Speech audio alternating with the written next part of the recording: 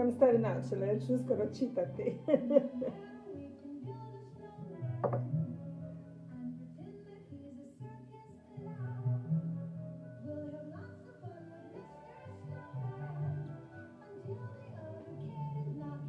Eto, drago mi je da ste tu.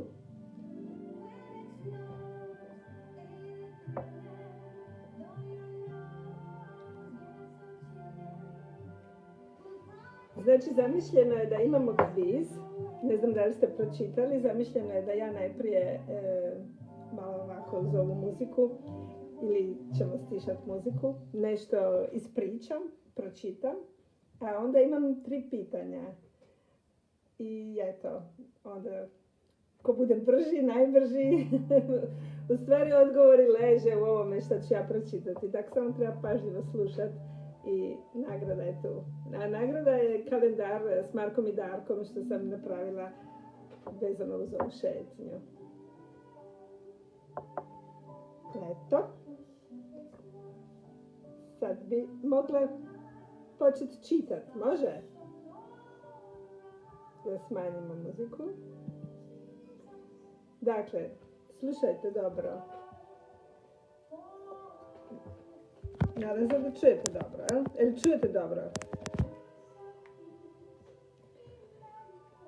3 godine prije smrti Marko Marulić piše oporuku u kući svog oca Nikole Pecenića.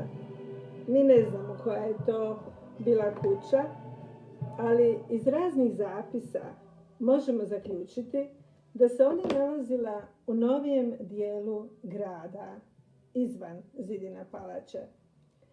Na krajnjoj sjeverozapadnoj strani imamo kvart koji se zove kvart Svetog Duha i on se protezao od same crkve pa do trga Svetog Lovre. Tu se nalazila istoimena bratovština koju, kako saznajemo, Marulov suvremenik, veliki kipar Andrija Aleši, ostavlja mnoge svoje nekretnine, a u samoj crkvi sebi radi nadgrobnu ploču. Ne znamo kako je i gdje je poznati arhitekt i kipar nastradao, ali znamo da ga 1507. godine nema u popisu stanovništva.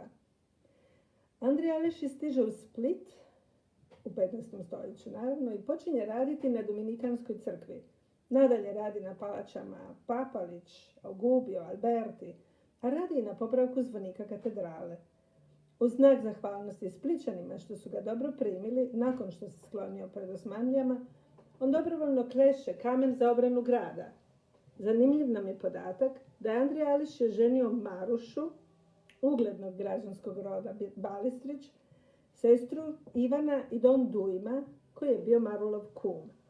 A upravo njemu je Marko Marulić posvetio svoj spjev Juditu. Tako da nema boljeg mjesta od ovoga za početak ture.